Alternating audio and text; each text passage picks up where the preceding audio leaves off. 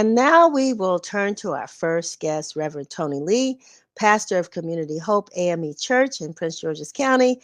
Reverend Lee, welcome to Let's Talk.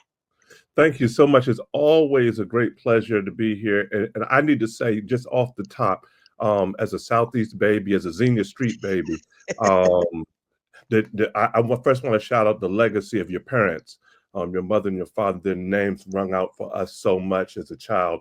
But I want to celebrate how you walk in that legacy and how your name in our community rings out as well. And so I just want to celebrate you at the top of the year just for the impact that you have in the region, and just want to tell you how much we value you and your voice.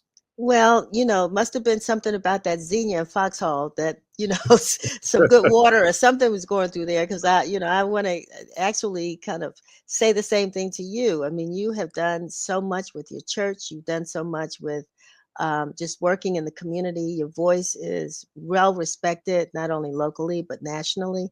And wow, how long have you been in the ministry, Reverend Lee?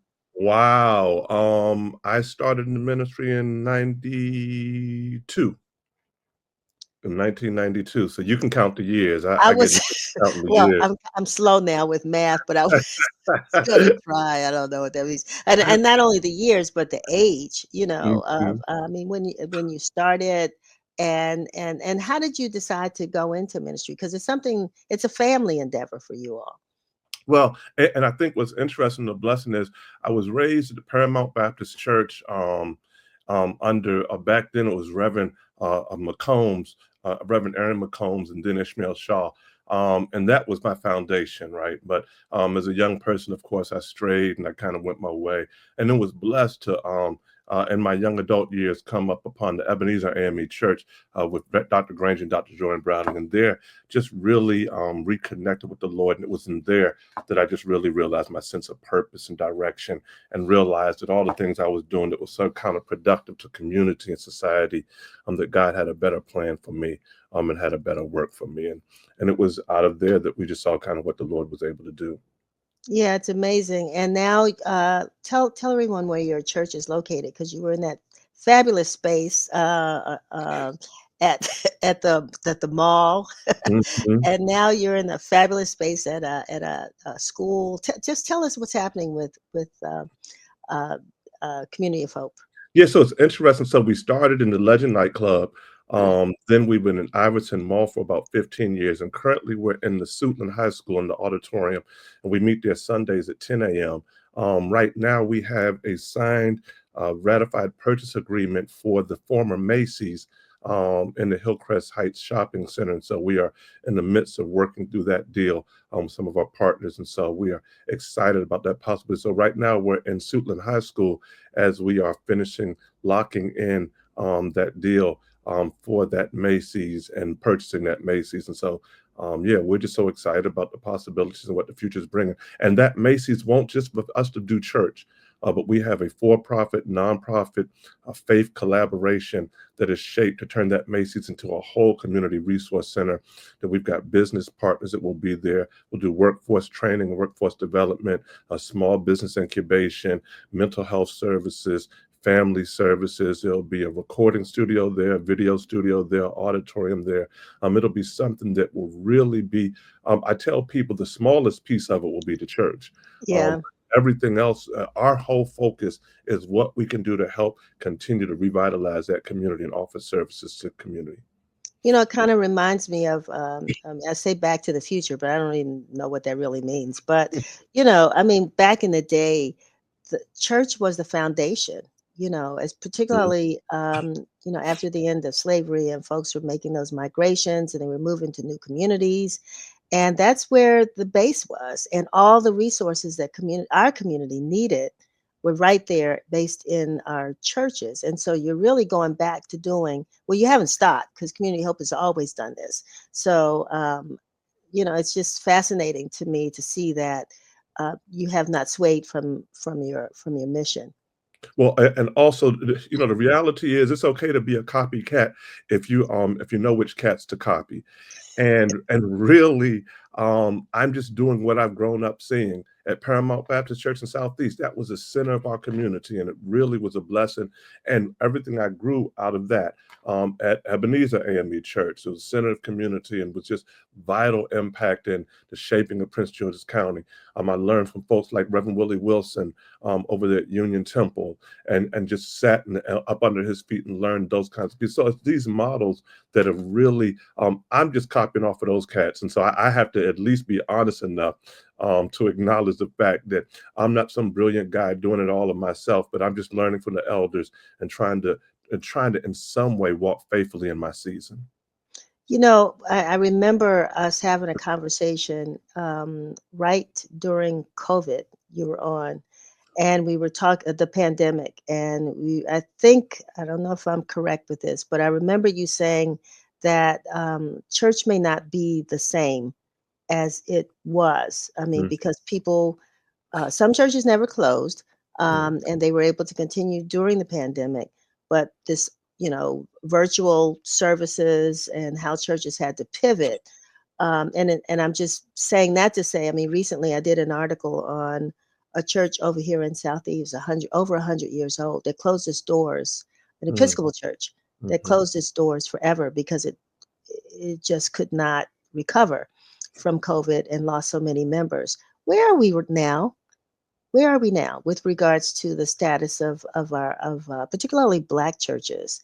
Um, People say that they're, young people aren't in the church and what have you. But I've been to some some churches where the pews are full, and I feel like the oldest person in the room. So, I mean, what is your perception of where we are with regards to the state of the Black church? I think the church is ever evolving. And I think we're watching just another move along the evolution.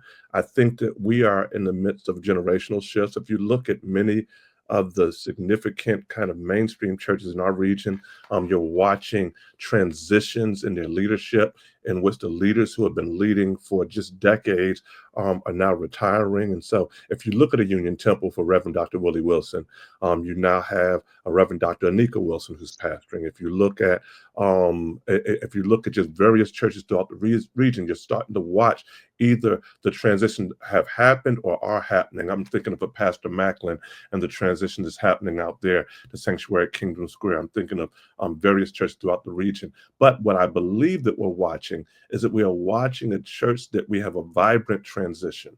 We have a transition of leadership. We have folks who are stepping into the gap, and folks who are ready for this season. The Black church in this region held it down during COVID. During the pandemic, they held it down. And it's incredible because a lot of times the Black church is its worst public relations specialist. That nobody knows all the good things these churches are doing.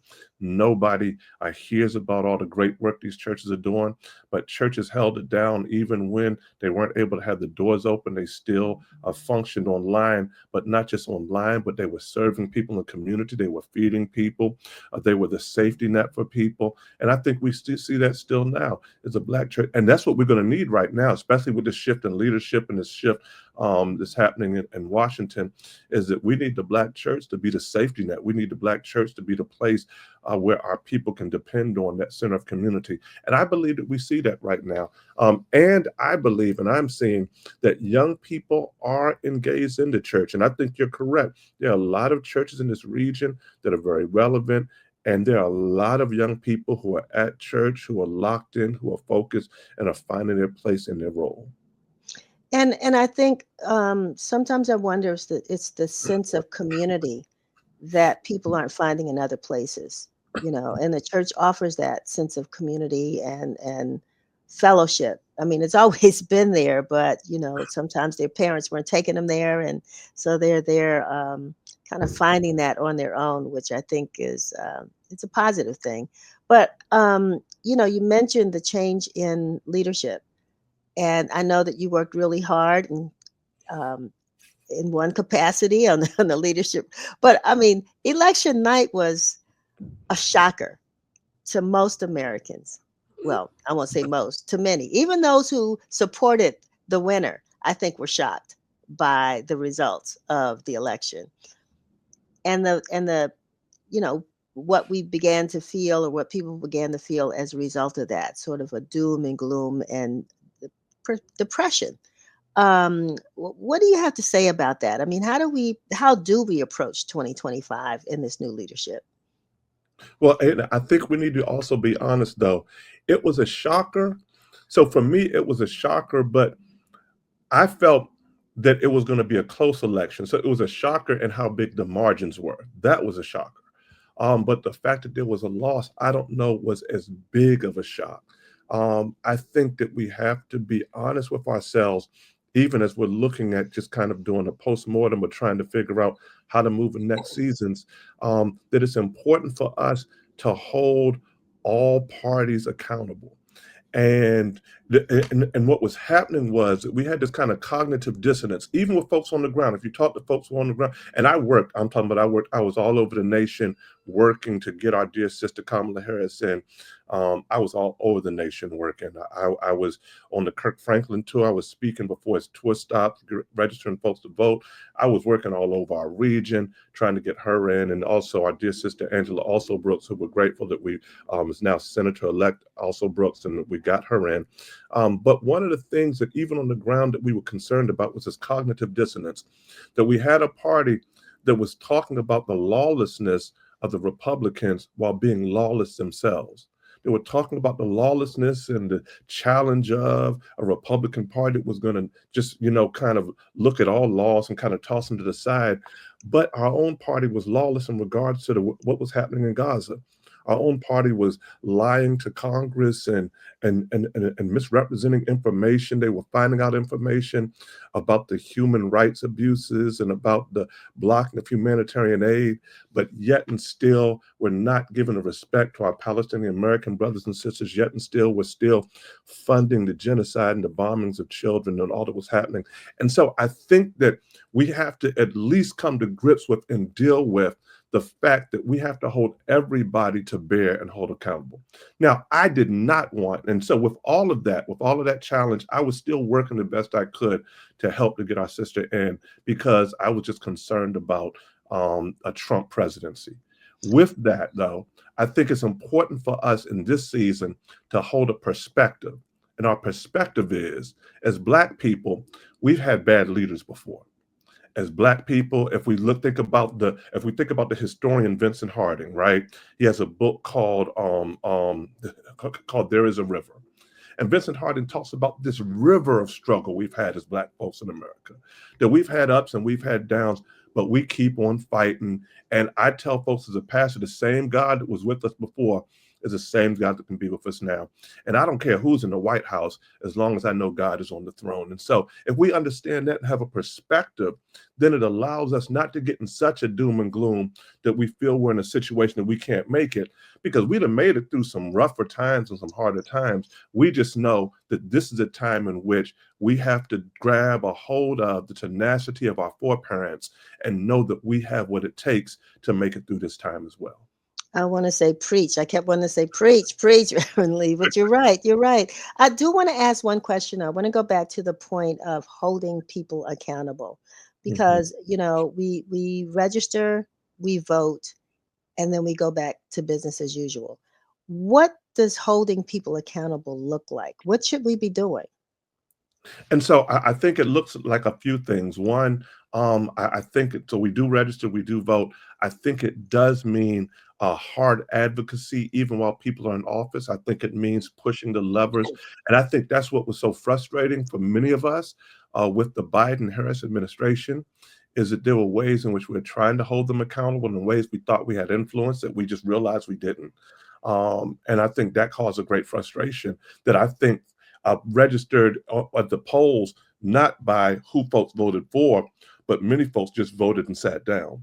And while I don't agree with that, but the couch got their vote. And I think that because if you look at it, that was one of the pieces, was turnout was a major issue for us, right? I think that it's important for us to be looking at and making sure the people we put into office are representing the political and the policies that we put them in the office for. And if they don't, it's important for us to make them feel the weight And if they don't, then it's important for us to put other people in place in spite of them. They need to, there need to be repercussions for not representing us when we put you in office. So, in addition to the candidates that, I mean, holding candidates accountable, um, for those who just may not be politically inclined, we know that they're out there, but they're people of faith. And so, you talked about all of the events that, or uh, programs that Community of Hope is going to offer. How do you think? What would you say to people about becoming more engaged just within their communities to make life better for each one of us? We we have the organizations that give away the turkeys at Christmas, at Thanksgiving and Christmas, and the whatever. But people have needs all year long. So how do we begin to get back to building community through the And church? And I think that's a great question. And I think that in this season, I think that that's the church's strength, especially in this region. As the church is going to need to be that safety net, but also I think the church is going to need to be what I call a community vision center. Church is going to need to be a place where people are able to come and not just have to do what the church does, but the church is a place that deploys people to just empower community. And you've been to my church, and you've been, and you can see at my church on any given Sunday, there are people there who aren't just doing work at Community of Hope proper, but they're running organizations and they're impacting community wherever they are, in the community they are. So we're giving them the tools, we're giving them the resources, we're giving them the inspiration, we're giving them the hope to then be able to go out and impact right where they are. Because at the end of the day, we're all we've got. And we are in this thing together. And community is what keeps us moving. Community is what keeps us hopeful. It's what keeps us vibrant. And it is important to be able to not kind of be a lone ranger, not just kind of feel like you're off by yourself. But the blessing of church that most people forgot is it is the body of believers. The church is not just the building. That's not the church at all. The church is the fellowship. It is the body of believers. That's why coming to church is not just about coming to a Sunday service.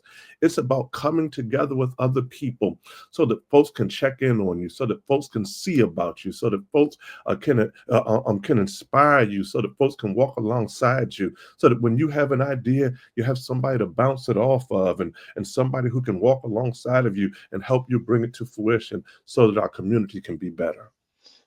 Well, Vera Johnson says amen, and so do I. I'm glad that you brought some of your members with us to watch this program, and I really appreciate that. And I think the message is what we need to hear at the beginning of 2025. I hope that at the end of this year, well, no, I don't want to tell you what I hope. Let me ask you, because I don't know if you do resolutions, but at the end of 2025, what would be your hope? That you would look back over this past year and say, we put our mind to this, we did whatever it might be. What would be your hope for 2025? So interestingly, at the beginning right before the new year, I go into a period of prayer and ask God kind of for a theme for our church for the new year. And the theme God gave me was very interesting, especially in our current political climate with all the challenges. But the word the Lord gave me was 2025 is the year of finally. And I was trying to figure that out. And it's the year of finally. It was the year that there will be some things that we've been waiting on, hoping for, grappling with, that we can say finally that it happened. And so I am hoping on the personal level, on the macro level, on the community level, that it's the year of finally. It's the year in which we are able to say we finally did that we finally pulled these pieces together, that we finally were able to get over that hump, that we finally able to shape and build that program, that it's the year of finally. And I say that, and I believe that sometimes your greatest purpose can be found in the greatest time of crisis, because God can pull stuff out of you in crisis that in times of ease that you're just kind of a little more complacent. But I believe that this is a season, this is a moment, this is a time in which all of us can say, what finally? So what does that mean in a very practical sense? I believe that means that one of the things we're going to be focusing on very hard at Community of Hope in Prince George's County and even in the surrounding DMV is we're really going to be focusing on issues of inequity in our community. We're really going to be focusing on poverty. We're really going to be focusing on how does the church work with partners right now. We're excited about that we have partnership with a Hope and Action Project partnership, and we run the gun violence prevention model for Prince George's County. But also, we've got a new partnership with the mayor of Mayor Cynthia Miller in District Heights, and we're going to be doing and locking in on some work we're doing in District Heights just individually by itself with our for-profit partners, our nonprofit partners, to really be looking at how do we deal with issues of inequity, financial inequity, health inequity, mental health inequity, workforce inequities. How do we deal with that and allow there to be tangible shifts in the lives of our brothers and our sisters? I am praying that because of the work of the church, that we will do the work that starts to push the button so that folks' standard of living changes, so that folks' median income shifts, so that folks' access to health care and mental health care shifts, so that people who are on the least and the left out and on the margins of society find themselves having access to the resources to shape businesses and opportunities, and that we can, by the end of the year, say, finally, we may not achieve it all, but we can be on our way. And 2025, I believe, is the year for us to really lock in, and I don't care who's in office, it's the year for us to take care of our community and do the work we've got to do to be able to say, finally. Well, when I listen to what you say, and I'm always, read reports, listen to statistics a lot, and we're always disproportionately represented in all of these, with these negative numbers. So finally, we will no longer be That's disproportionate in a lot of the areas that you mentioned, because as my daddy said, it used to say all the time, if it is to be, it's up to me, up to me. and no That's one can right. save us for us but us. We can be the change makers that we're looking for. Correct. I was So, raised on that. That impacted me foundationally as a child. And I do what I do because of that legacy, because of the legacy of folks like a Marion Barry, because of that, like that crop of generals, those brilliant people oh who yeah, poured into us in such a way that we're trying to live that out right now. And so who are we, because times get hard, to now be like, oh my goodness, I can't do it. No, they told us from the cradle, you, if it is to be, right, it's up to right. me. You've got what it takes. I've heard that since a baby. And so now I'm just at a moment in which, oh, if it is to be, it's up to me. He meant me. Okay. He meant you. He meant us. That's Oh, right. Uh, now we're in that season. That's And so right. I think that's what I'm saying. It's time for us to just move in the season that is ours. It's our moment. It's our season. It's our moment to shape legacy. It's Finally. our moment to leave our imprint on this region and say, finally. Right. Well, I like that theme. I hope you don't mind. I'm going to adopt it. You'll be hearing more of it, and we're going to follow that, because I think it's certainly representative of the hope and desires of our community. And I really want to thank. I don't normally do this, but I am, because folks are shouting you out. But I want to thank Misty Dunmore and Mimi Green and Rose Johnson and Cleveland Nelson and Vera Johnson and Keisha Nelson and Lucretia Gray. Thank you, thank you, thank you for joining us today. And if you're part of the Community of Hope family, know that the Washington Informer deeply appreciates you and appreciates your pastor, Reverend Tony Lee. Tony Lee, thank you so much for sharing your words of encouragement and your marching orders. I mean, that's where I see it. Those are our marching orders. We've got to be the difference. We've got to take care of ourselves and um, and help each other in doing so. So, thanks a lot for Thank being you with so much us. for having me. I'm always honored. And anytime you call, I come running because you are one of my great leaders and one of the great voices for the region. Thank you. Thank you, Reverend Lee. Appreciate you. And likewise. Bless you Have a now. Bye. happy new year.